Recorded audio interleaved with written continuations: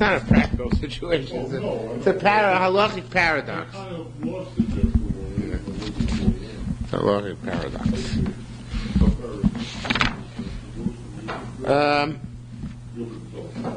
Yes. We are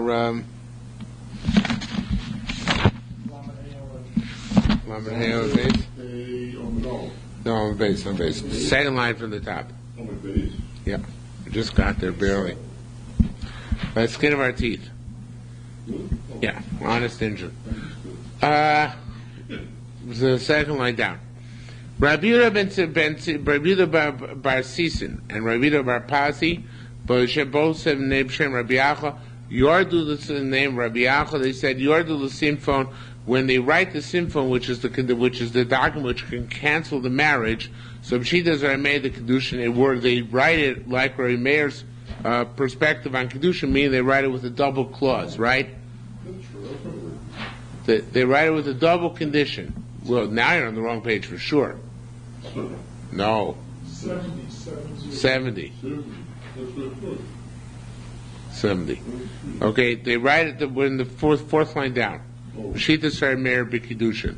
They write it like a Meir's clause by Kiddushin, which is a double clause, right? They write Tanai Kofel, right? If A, then B. If not A, then not B.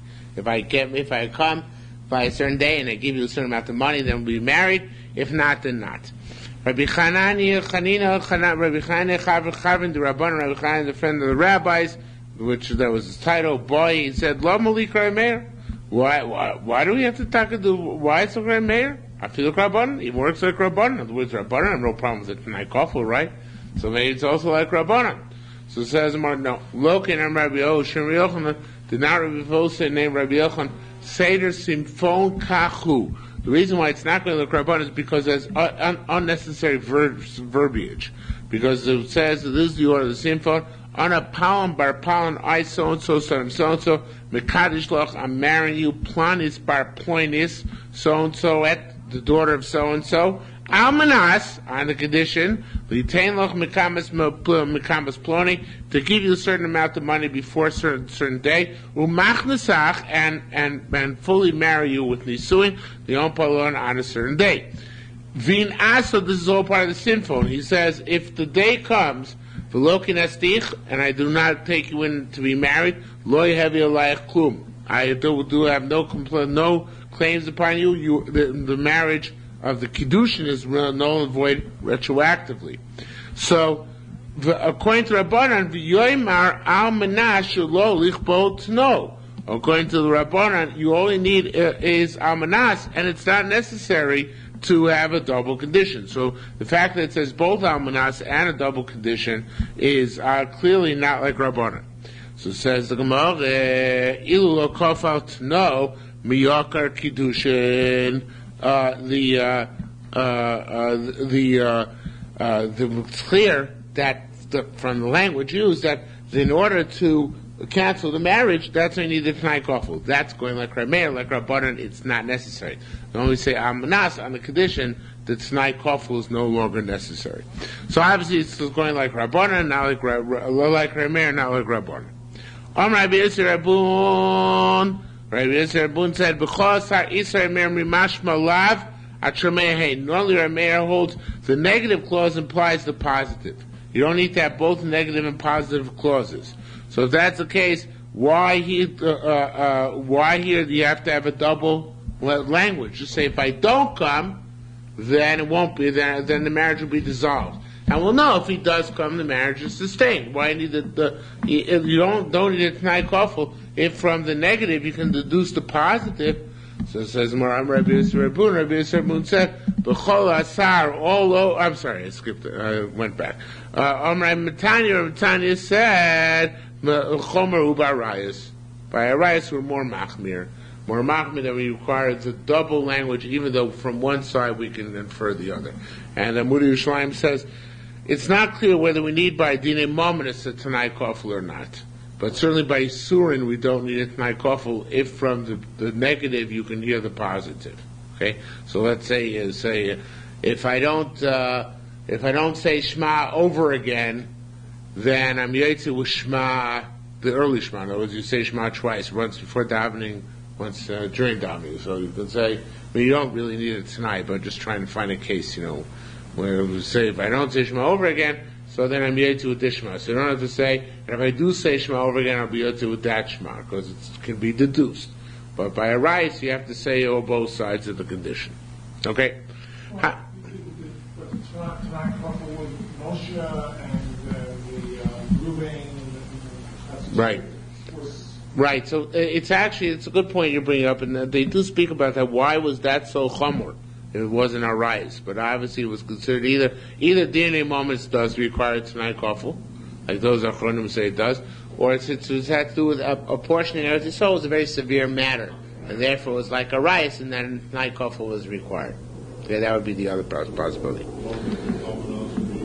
That just means on condition. Okay, and that's the tonight kafel has to go beyond almanas. It's not just a condition, but it goes beyond that. Somebody marries a woman, but he says, shucks, I thought she was of priestly origin. Varei Levi, and she was only a Levite. Too bad, huh? Levi, I thought she was a Levite. Varei Kohenes, and she's only a Kohenes, not a Levi, right? So Aniya, I thought she was poor. Varei Hashem, she's rich. That's a chesaron. It's a shortcoming, right? You wanted a poor girl. You can't support the rich ones. Ashira, I thought she was a rich one. Varei Aniya. That's the biggest tragedy, right?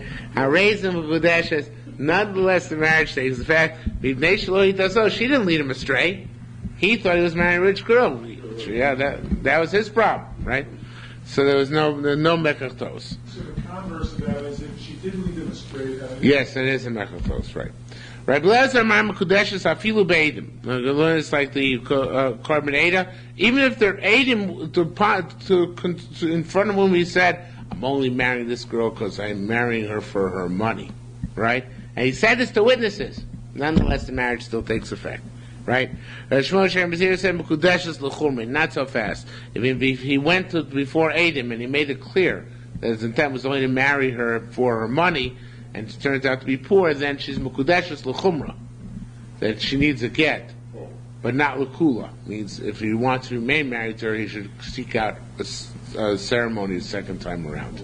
Okay, so actually, he does take the Adam into account. Rabbi Yaakov Bar Achim Shem Rabbi Yemein said, Reuben chayev l'Shimon. Reuben owes Shimon. Okay, Reuben owes Shimon money. Samchei gabi Levi. So Reuven said to Shimon, he transferred the obligation to Levi, and Shimon agreed to this. Shimon was stupid. He agreed that the obligation be transferred to Levi. Okay? So, Farson Levi got poor. He became impoverished. It doesn't revert back to Shimon. No, it doesn't revert back to Reuven.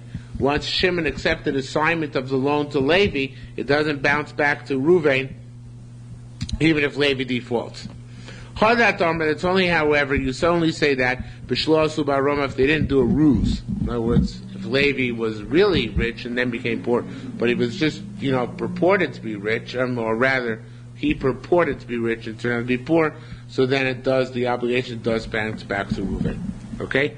Ke'adah, like the following case, top of Lam V'Amarav, page 71. Kadah Chazraya, there were certain peddlers or itinerant peddlers. Samchun l'tanoi kirya, and they owed money l'tanoi kirya. Now, there are three different interpretations of what that means. The Karbaneda says it means those who learned Tanakh. Tanoi means learned Mikra, carries Tanakh. The Bnei Moshe gives two of them shot, and when it says tanoi kirya, is wax sellers. Kirya in Aramaic means wax.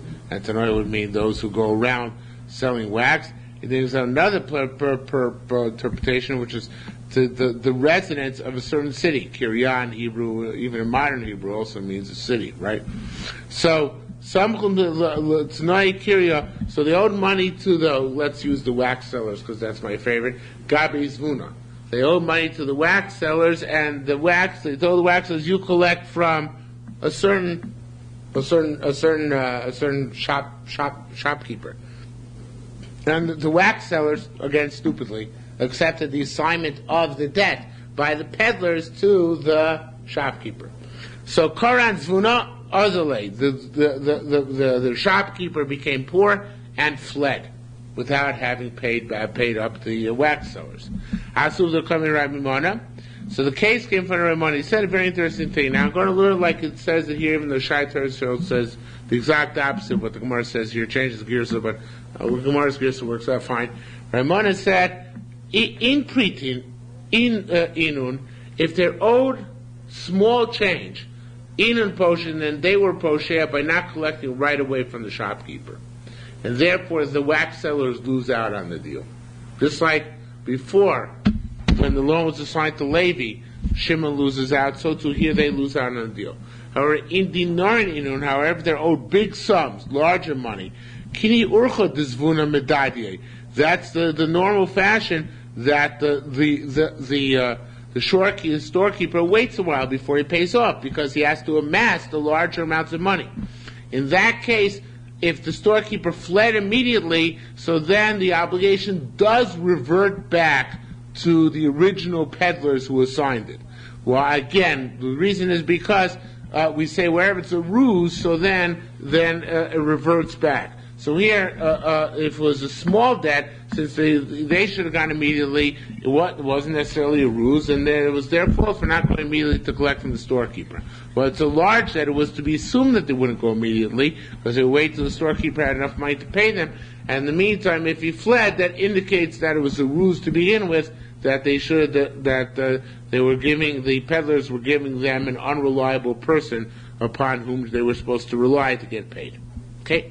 Another very interesting case. A certain individual met up with his friend in the marketplace. He said, give me the vessel which you have by you, which is mine. So he said, well, if you want me to give you back your vessel, give me the money you owe me. Okay? Actually, he didn't say that. He just said, give me the money you owe me. Right? So says the Gemara, so he said, the first guy said, Havli kitun of Sav dinar. Fine. Give me the vessel and take your money. Oh, that was the end of the conversation. Asu Rabbi Mona, it's actually Rabbi Imi. The story came from Rabbi Imi. Amalei, so he said, he got you.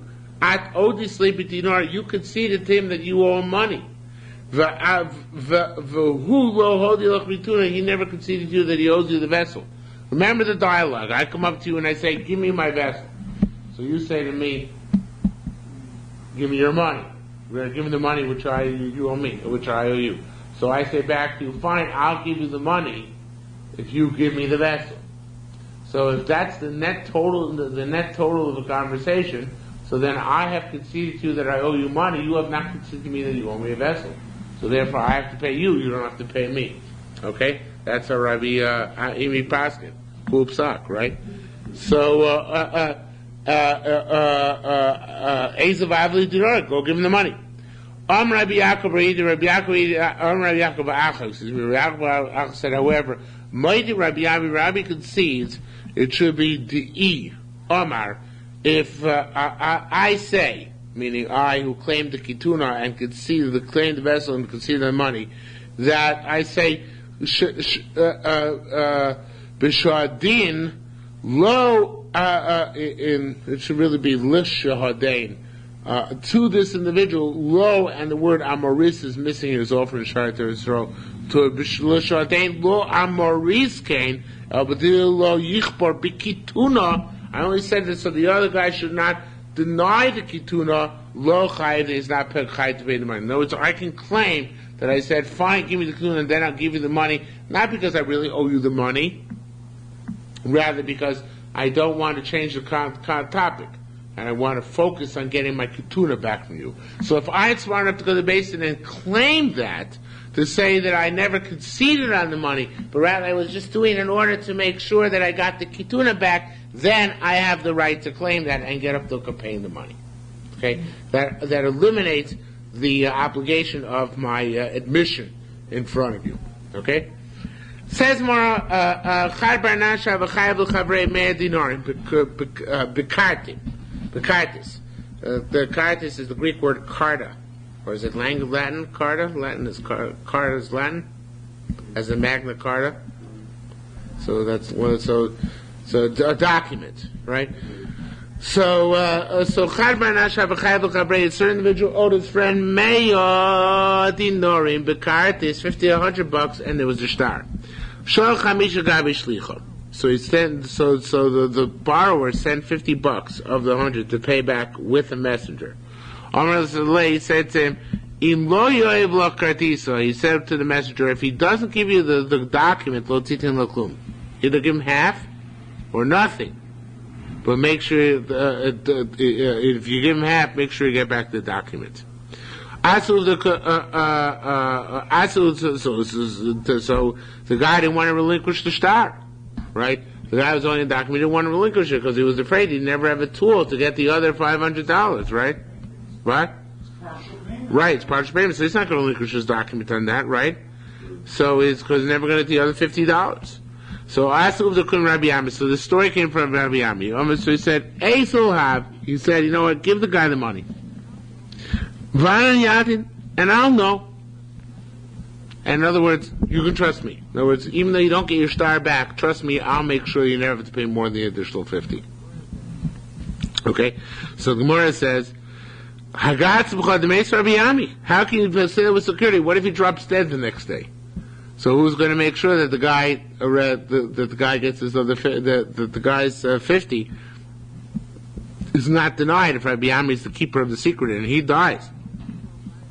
So Zmara Osilo Moda Bastin the Zachi Lechavri. What we do is that we make a Hodas Bastin that he gave $50 to his friend. In other words, we make a writ in court or some way that the court knows, so not just Rabbi Ami knows. So if Rabbi Ami dies, so it'll be common knowledge in the court that the money is owed. Okay? Says more Rabbanan Dacharmin, the Zacha the Rabbanan in Eretz say, okay, if they did it that way, they did it that way, but it's preferable not to. In other words, it's preferable that you never rely on, somebody else's knowledge, but rather either he pays everything back and gets a star back, or he pays nothing back and doesn't get a star back. It's not kedai to make half measures. It's going to lead to all sorts of confusion, right? Says more Dilma. This is a story actually which we had back in Masechta Gittin. Dilma is the story. Rabbi Dustoy, Rabbi Yane, Rabbi Yossi, Bar Kippur, Nachtun. They went down to Chutz La'aretz Legabi Lechavraya to go collect money with a green card. Legabi means to collect Lechavraya for the Talmidei Chachamim in Eretz Yisrael, right? Tami Tamar Lein Lishlabisher. So in Chicago, it was said about them Lashon Hara. It was Lashon Hara that they're not trustworthy Meshulachim. Okay? Happens. Sometimes you say such things, even in places like Chicago. Shocking. So, what? So, having point lo having clue. So the people who are sending the money to Eretz Yisrael with these Meshulachim, they wanted that they shouldn't have anything, and they went to take back the Nedavas they had given them, right? Asabon Mifkaminei, they came to take it away from them, whatever they gave them. Amrin loan, so Rabbi Dustoy, Rabbi Yan, Rabbi Yosef ben Kippur said, no, Kfar Zachnun, we already merited this sum, we're not giving it back to you. Amrin lo uminan. So, I'm not sure exactly what that means. Actually, I didn't even notice I was praying those this morning. I would say take it out.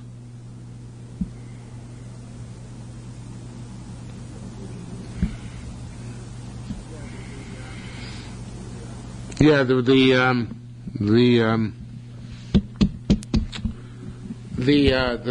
carbonated takes it out. Okay. He takes out those three words. Amin lon uminon, third line from the bottom. Okay, they obviously don't fit. So Amin lon. So they said the people who gave the money, the donors said to the messengers, instead of minon, it should be unknown. On the boy to communal tabus, we want you to be better shomrim. In other words, we heard that you're not trustworthy. We want you to accept it by yourself. But I guess to make an oath that you're going to be superior shomrim. So they used Armin. They responded. Armin, they retorted to them, "Shomer chinam anachnu. We're shomer chinams. We're unpaid watchmen, and we refuse to be able to accept upon ourselves any higher degree of shmira." So Az and Gabi Rabbi Ustoy Rabbi Yanai. So these guys who gave the money now were getting upset. So they called Tony and Vinny, right? So they went to the Rabbi Ustoy Rabbi Yanai and they said, if you don't give back the money, we're going to break your kneecaps, right? So he was afraid. So he said to them, Rabbi Ustoy Rabbi Yanai said to them, it should be Hanahu Kula. He said, they're over there. That's all the money. Go take it, right? Nasim Rabbi Yisben Kippur, and he was pointing, when he said it's over there, he was pointing to his colleague, Rabbi Yisben Kippur. He was pointing at his colleague, Rabbi Yisben Kippur, the other Meshul. So needless to say, what did they do? Nasim Rabbi Yisben Kippur, they took Rabbi Yisben Kippur, and they beat the living daylights out of him, and removed from him the money, right? So, when they came back to Eretz Yisrael, they were empty-handed. So they went to Rabbi Dustoy's father. Amalei and Rabbi Yusuf Kippur complained and said, Chami ma'avidli brach. See what your son did to me? He made me get beat up, right? Because they came to take the money back from me. And because I came back empty-handed.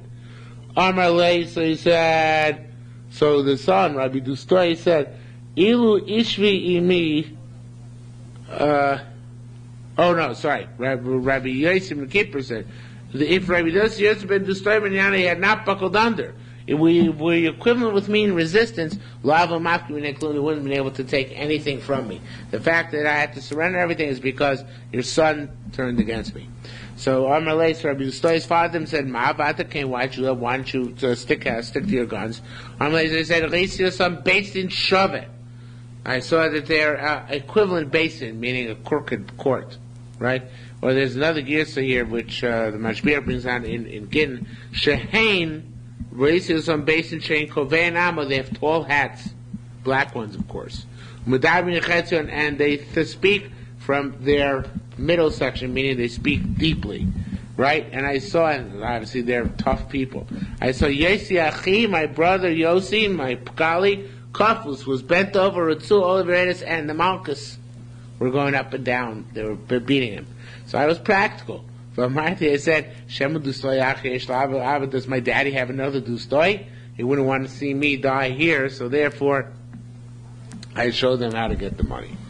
Amrei Chagai said, Hadodat Omar, that's only in the case where a guy can give up their money. Bahud lo yochim makami garmi, the tavus, somebody who cannot sustain himself well. Like Rabbi Ustoy was a weakling. But a person who can sustain himself well against the opposition, nasiv lo midain v'yoyev l'dain. He takes it from this guy and gives it to the next guy.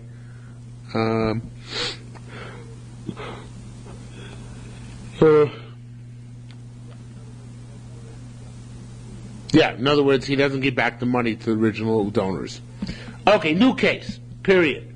Now there could actually should be a change of gears here. It should be, say, Dain de Mochel Shtar Chavrei. If I was Mochel Shtar to my friend, and in other words, one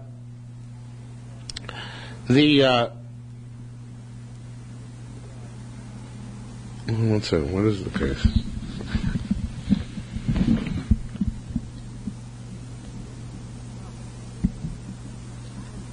Oh, case like this. I have a document outstanding against you, and besides that, you owe me money as from the document. So I'm moichel you the loan, or I'm moichel you the shtar.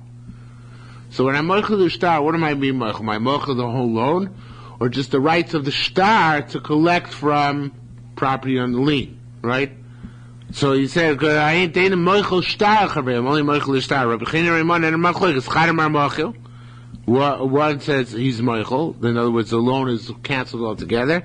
Said, no, it's not a mechil on the entire loan until the shtar is given back or burnt up. But until that point, the shibud, the lien of the loan remains, just that there are no rights or privileges of collection from objects and property of any kind. Okay?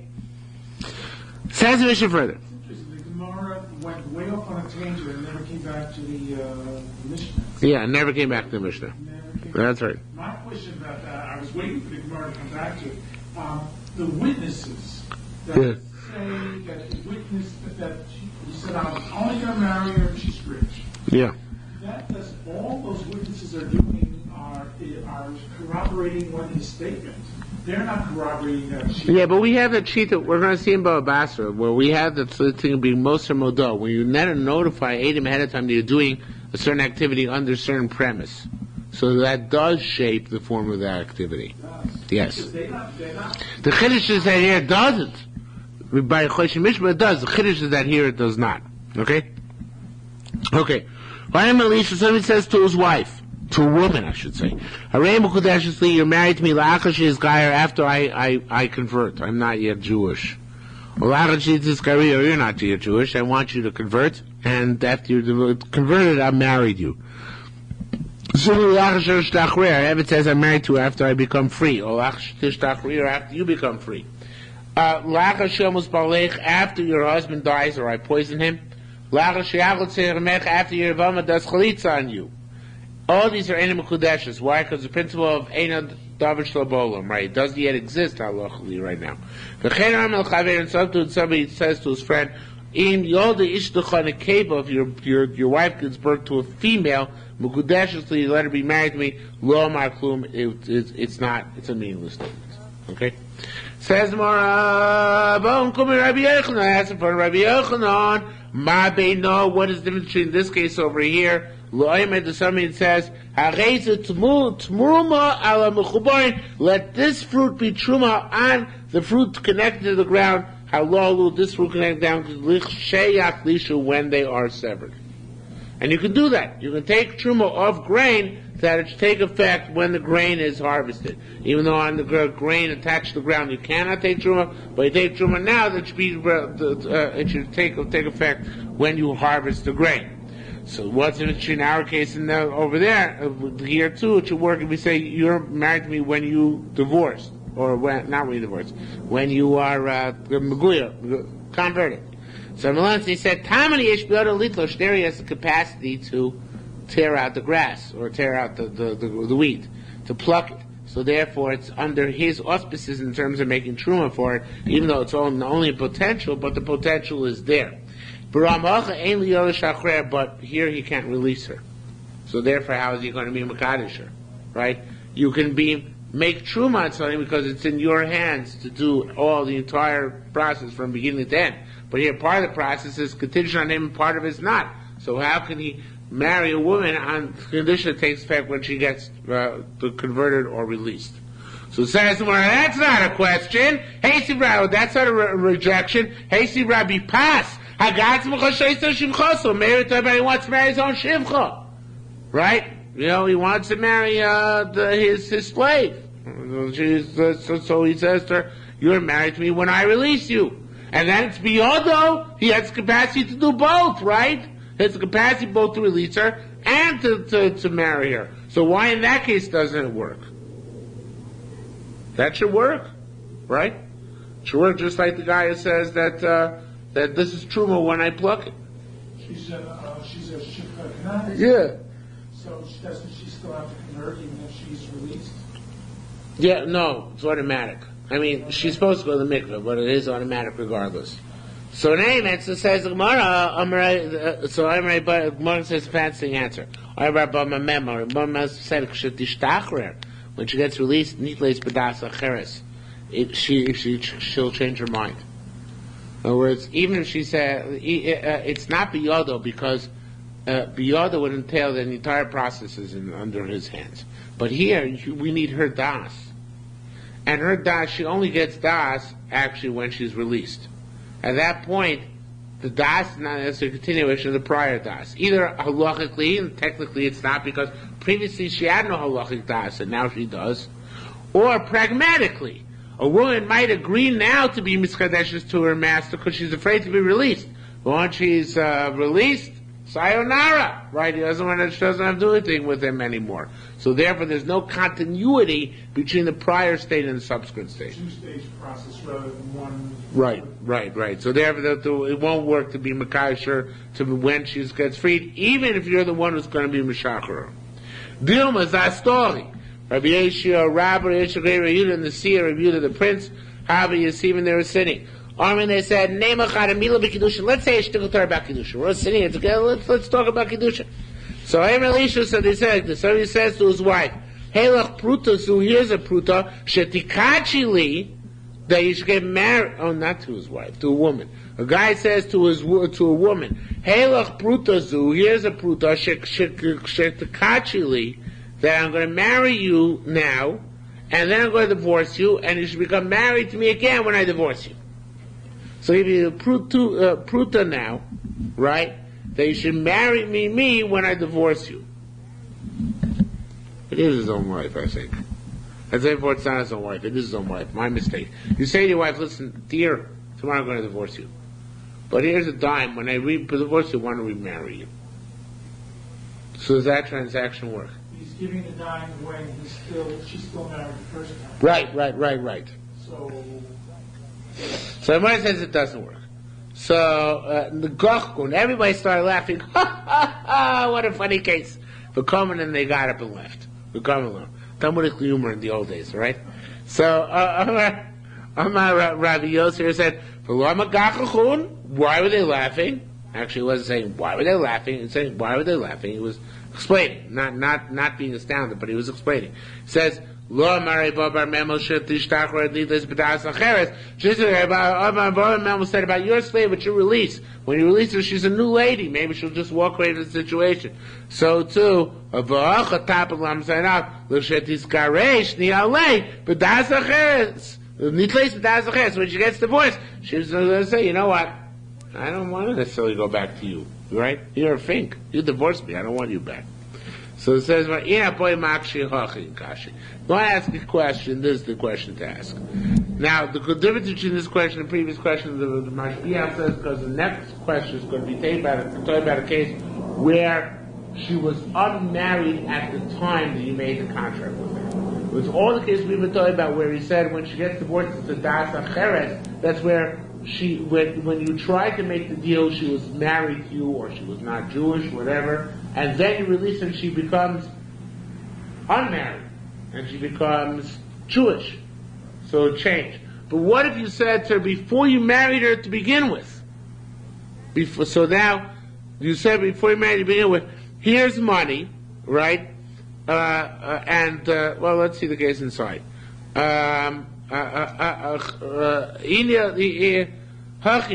Second line. A certain man was going to be Makash, a certain woman. Woman was going to be Makash Sarah. So Shimon went, and he was a friend, quote unquote. And he said to Sarah, Love Yoda, don't you know, so the fisher fellow is going to marry you. Daite Bisha, he's a stinker. He has bad intentions. Or Azim Nu Mishpaklach, he's going to forsake you. Ella, so therefore this is what I give you. Halach Pruta Zu, here's a Pruta, Shetiskachi Li Boch Shegarshech. That should be married to me when that fink divorces you. Mao, what's the status? Okay? So here at the time the agreement was made, she wasn't married. Right? And this friend was coming telling you, you're about to marry a jerk. But after he goes away, I'll pick up the pieces. Will you marry me now with the pruta I give you now in this case? Right? So in this case, you can't say it becomes a das acheres because right now she is a pnuya. Right? When do we say it becomes a das acheres? Where when you tried to make the obligation, she was under certain onus. Either she was already married or she was not yet Jewish or whatever the case. And now the onus changes or is taken away. So then it's a das acheres. Things might go differently. But yet at the time you tried to contract with her, she was already a Penuya. There was a marriage in the middle. The shaila is, after that marriage terminates, can the pruta I gave 6 months ago or 6 years ago or 60 years ago, can it take effect subsequently? That's Gemara's question. Okay? So it says, well, the Gemara doesn't actually give an answer yet. The Gemara's going to get around this. It says in the meantime, Tamati, we learned over there. A guy sees that there's a lot of trouble in his backyard, and he sees people coming from the king in order to cut down his trees. So he says, you know what, let all the trees in my yard be a korban. They should be kodesh. If they're not cut down. In other words, he's trying to get out of it by making a special nedava to the Beis HaMikdash. right? If they don't try to strike don't cut down my trees, so it'll be given to the Beis Hamikdash, right? Talis do korban in his service. If they don't burn my talis, it becomes korban, becomes kodesh baruch Hu. And so it says you have a nisafah, but try to his own changes. I think he's correct. It should be ilo nisafah, right? If it doesn't get burnt, l'mafreo kadsho, then they're holy retroactively by the time you made the pledge, and moal, and there's meal involved as well. Now, in Tamar,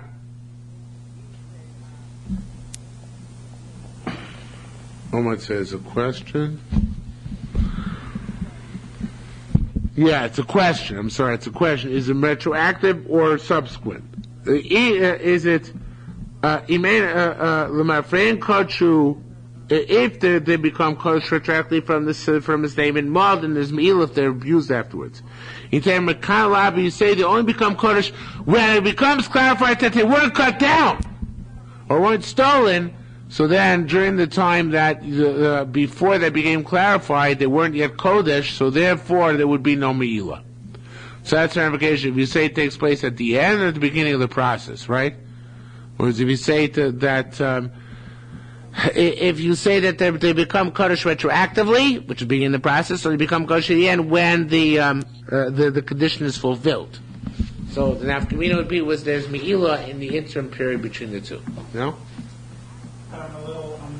I'm a kaddish a tree if it doesn't get cut down, because I'm afraid they're going to come cut it down. It doesn't get cut down. When does it become kodesh? When I made the statements, or when it doesn't get cut down? That's Mar's question. If it was when it doesn't get cut down, then in the meantime there's no meila because there wasn't a kel kodesh. That's Mar's question, right? He's trying to protect it from marauders, right? Yeah. Okay. I'm not saying what I'm supposed to argue. The Gemara says like you, so I'm not going to argue with you. So at least on one side it says like you. So Chizkiah Amar. Actually, there's a new thing. It's not clear why we brought this down here. I did have a reason for it, but I don't remember what it was. Maybe it'll come clear later on.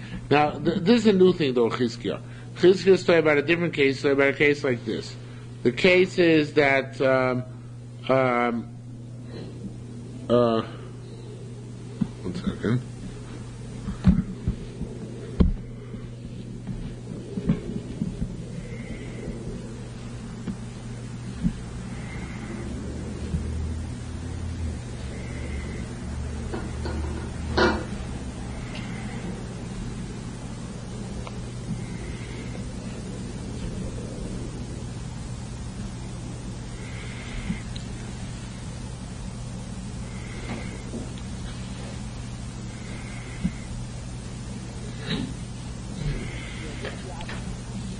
Yeah, this is the opposite case. The case also in the Dorim. You say that let this tree become kodesh until it's chopped down. Now, it's not going to be chopped down by marauders. It'll be chopped down by you. But they say, I want it to be kodesh until it gets chopped down. What? That meal is true. This meal is true. The question is redemption. What happens if you redeem the tree in the interim?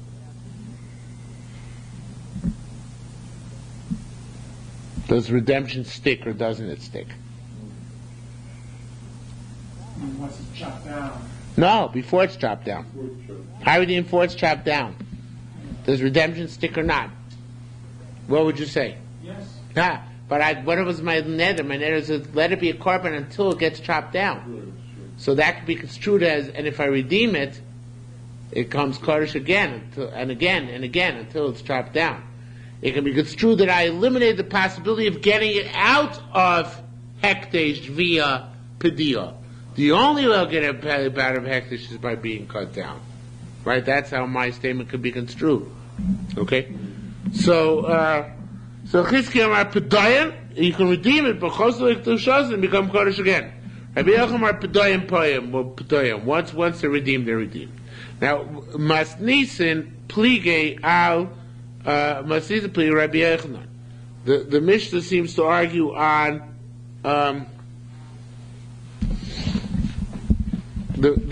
Mishnah Brisa seems to argue on Rabbi Yochanan. What does it say? It says Ein Lem Pidyon. It said that the what was that about again?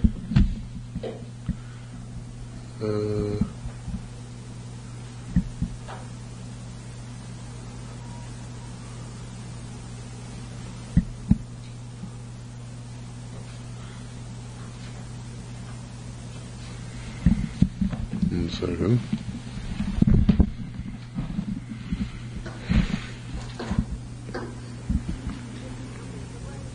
Yeah, okay, it's a brisa which says that these trees have no redemption. So it sounds like Chizkiah, even if you try to redeem them, they're korish again until such time as they're cut down. So what's Rabbi Yochanan do with that? It means when they're cut down, they can't be redeemed anymore. Right? Because once they're cut down, they're not kadosh. They'll only be redeemed until they're cut down, because once they're cut down, they lose their kedusha. Right? So therefore, there's no redemption afterwards. That's Rabbi Yochanan will learn that. Amar Yossi said, "Man amar Chizkiah b'shepadion hu." Also, that which Chizkiah said, if you redeem them, they become kadosh again until if you redeem them, because vis-a-vis you, your neder is that they should keep on coming kadosh over and over again until they're redeemed, right? Until they're chopped down. Sorry, but if somebody else redeems them, and this is critical. If somebody else redeems them, then their kedusha falls off, right? Because it's my limitation on myself that as long as they're in my domain, I have to keep being makdash them over again. But I can't make that limitation on somebody else. So if somebody else redeems them, then they don't become kodesh over again. Now, why are we bringing this all down? We've come now almost to the denouement. The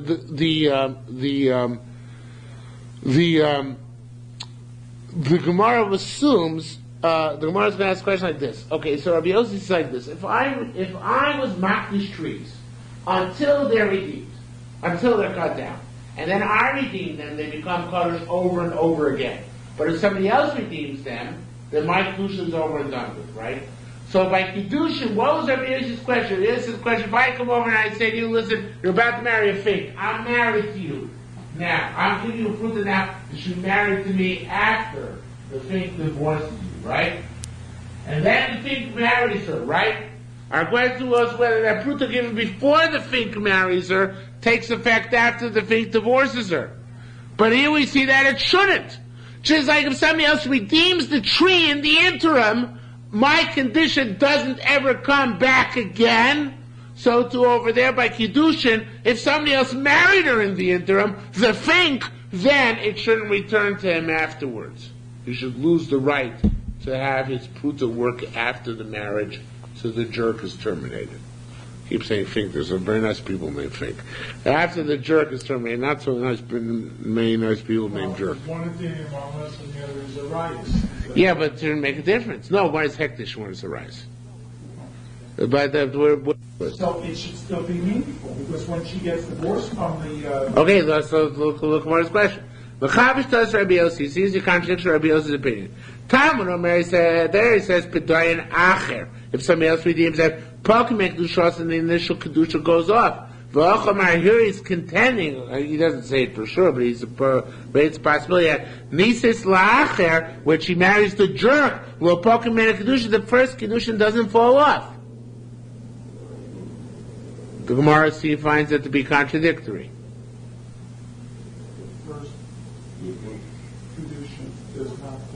It lays dormant all the time until the jerk divorces her.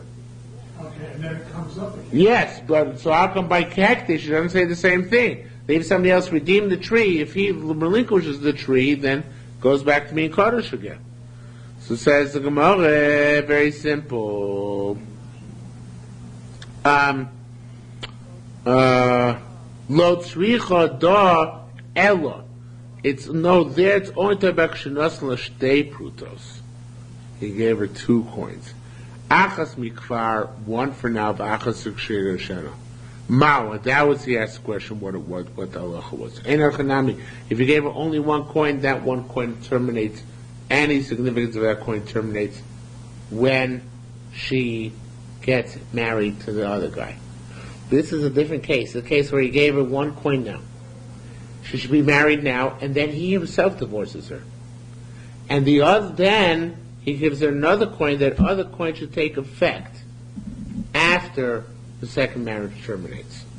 Okay? So the coin which is already spent beforehand, that certainly loses its validity. The question is the second coin which he gave, whether it could pick up afterwards. That's the question. Okay? Over there, the first nether is spent. There is no second nether. But here, the first coin is spent. The question is the second coin.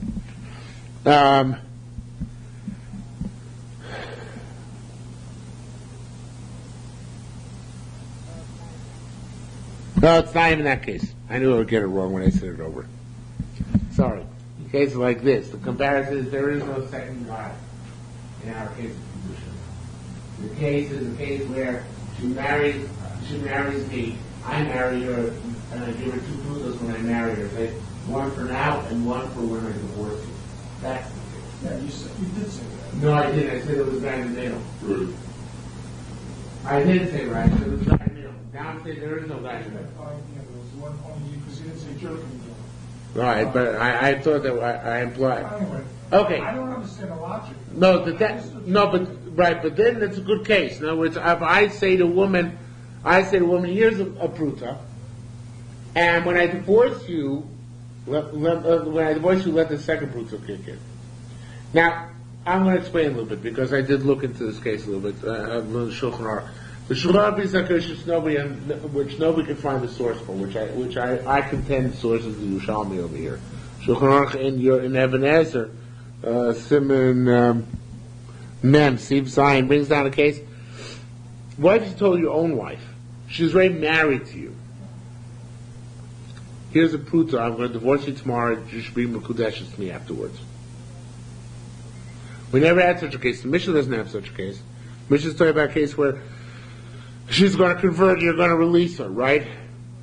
The case is, we never talked about a case where you told your own wife. We talked about a case where you told a woman who was about to marry somebody else.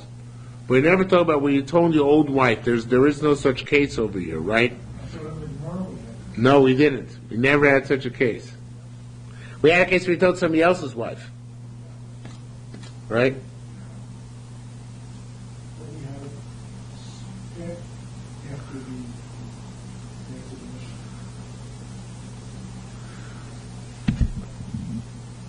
Oh, you're right. You're right. 1 second.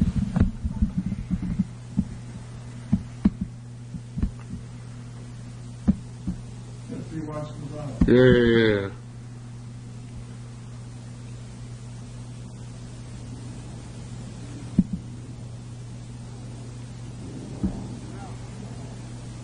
No, okay, I got mixed up. You're right.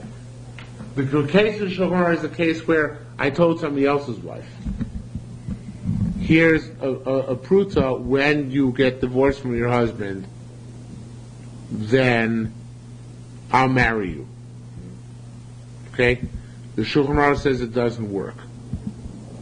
Because that pruta really belongs to the thing, to the current husband. No, you say, I'm not giving you your husband no reshus on it. You can get away from that. No, but the pshat is like this. So everybody asks whether the Shulchan Aruch is the case, and the Gra wants to say that it's to give a certain approach to it. But the case is really like this. The case is what the Gemara said before is that the Gemara first gave a case. I'm a Kaddish woman. The jerk comes in the middle. I want to be. I give him a woman Kiddush who gets the three cases. The first case, let me go back before the jerk case. The case which you astutely pointed out is the Gemara. Is the case where I give my own wife money. I say this should be for you for Kiddushin when I divorce you. So that the Gemara says doesn't work, because right now she might say yes, but when she gets divorced, she has her own das. You know, her das set is a totally different das, right? It's not necessarily the same das she has now. Then we had the case of, okay, I give a woman now who's a pnuya, she's not married at all. I give her a dime and I say, be Mekudesh to me after the jerk who's about to marry you divorces you. That the Gemara thought would work, but then the Gemara rejects it because the Gemara says the jerk interrupts the process. Right? Because once the jerk marries her, whatever pruta was given beforehand cannot work afterwards. I don't understand that logic. I would think that... But we see from there that that's the case. Whatever terms were given, in essence, because her state after the divorce and the jerk is a davar shelo ba'olam. I can't get to there because he's an immovable barrier between her current state and the subsequent state after her marriage terminates. So the case that Gemara finally gives us a possible case is a case where I am not yet married to a woman, so it's not das acheres. Right now she's scot-free. I say to her, I give her two prutos, one to marry me now, and the other to marry me after I divorce her. That might work, because right now she's a pnuya, and then she'll be a pnuya, right? Right now she's not connected, and then she won't be connected. She may change her mind after the first divorce. No, because then she shouldn't marry him now. Because she's free now, she'll be free then. So she shouldn't marry him now. That's why this case might actually work. That's the case which Rabbi Yossi holds might actually work. And there's no barrier in the middle because it's me the whole time. There's no jerk, right? So, but if I give the money, of course, like the Shulchan Aruch says, to an Eshes Ish, who's married to somebody else, so then the same problem to Asacheres, right? She might agree now because she wants to do anything she can to get out away from her husband, but who knows what she'll say tomorrow. But there's an interesting subtlety also, the difference between the Bavli and the Yerushalmi. The Bavli says that the Bavli has the same suffix as our Gemara.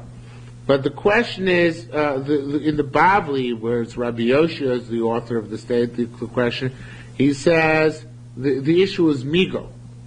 In other words, when you give the two prutos, one now and one after the divorce, right? After she married me after the divorce. So I say migo that he could have married her now forever. Does the second pruta work? Since he could have married her forever now, or the second pruta work? Or do I say no, that's a separate Ma'aseh Kiddushin after the divorce which isn't yet taking place, therefore it doesn't work. The Bavli looks at it as the technicality issue, right? Migo is a purely technical thing, right? It's a technical tool which can work or may not work. The Yerushalmi is looking at it as the Mashbiach pointed out on the concept of das. Nitleis b'das acheres, that her das might switch. So it's a very different perspective between the Bavli and the Yerushalmi. The Bavli is still looking the whole time, and that's why the Bavli doesn't have the same array of cases precisely as Yerushalmi, although this case of two prutus is in both. Because the Bavli is looking at the cases based on the technicalities of whether somehow we can overcome the problem of davar shelo ba'olam by saying, well, it's as if it occurs right now based on the technical convenience of migo. Because he could have made eternal marriage now, so he can make serial marriages as well. But the Yerushalmi's issue the whole time is not the issue of the technicality, but the more feminist issue, I guess, of whether her das will be the same once she's divorced as it is now. So it's a subtle difference, but it's a difference in the approach between the Bavli and the Yerushalmi. Okay? Says the Gemara. Rabbi Yana says, kind of off on a tangent. Nimlu shloshim v'kamas kenim, 30 some odd kenim got together and voted.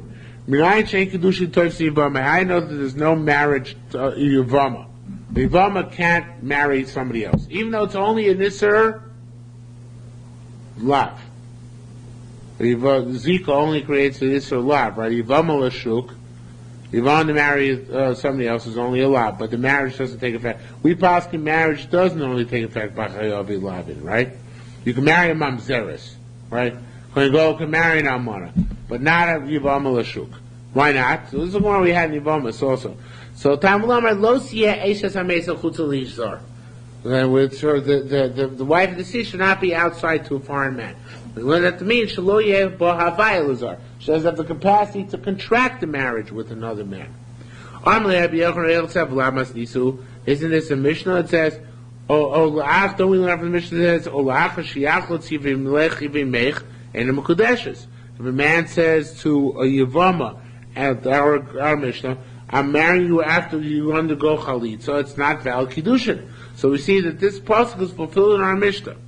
Vavi, we have this more back in Bombas. Vavi, Rabbi Yanai Makali said, Rabbi Yanai was so happy with Rabbi Yochanan. He said, oh, that was such a gewaltige wort. How that you can find this in the Mishnah, so amazing. Hazolim Zav Mekitz, those who cause gold to flow freely from their pockets, meaning that this Torah is very precious like gold. My son, they should not be distracted from your eyes. Chacham B'ni said all these psukim to be Misharech Rabbi Yochanan. Be happy, my son. Be smart, my son. B'samech libi, my heart will rejoice. V'shiva chapar davar, and respond to those who mock me. Tei l'chacham v'yechkam on. Give a wise man and become wiser. Yishma chacham v'yosiv lecha. Chacham will hear and he will add his own insight. So needless to say, Reish Lakish was getting upset about this. He was Rabbi Yochanan being praised and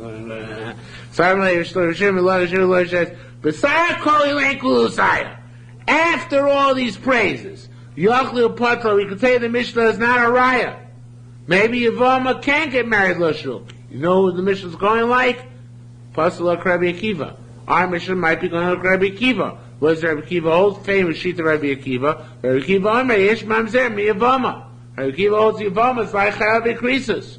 Rabbi Akiva it doesn't. He holds Yesh Mamzer and Chayav Elavin. Rabbi Akiva's one holds you can't make Kiddushin with Chayav Elavin. So it could be right to our Mishnah is Rabbi Akiva, and there's no riot to anybody else. Shmuel Amar, Shmuel said, in fact, by Yusein, according to our humble opinion, if Yavama gets married Lashuk, she needs a get from the guy who marries her from the marketplace. There is no clear-cut issue to rise for her to get married Lashuk. Rabbi Yisrael Buddha said, Masnisa Lachashiach L'Tzachi B'mech. This actually is also a word we learned in Yavamas. All this was in Yavamas, this last part. Our Mishnah says the marriage doesn't take effect. It's only been said, let the marriage take effect after Yavam does chalitza on you. If he said, I'm going to marry you after your Yavam dies, go down, come to you and finish down. What? Why don't you just down with the minyan? Well, it's okay. You can give me a rating. Harezim Mekudeshes. So then she's Mekudeshes. It's interesting. There's Or Sameach. We learned about this. I have to say, in Doctor's Fidel's honor. The Or Sameach says that Zika only exists in a relationship which terminates either in Chalitza or Yibum. We had this Or Sameach back in Momus. If however the Yavam dies, then retroactively it turns out there was no Zika. Because it didn't lead to either Chalitza or Yibum.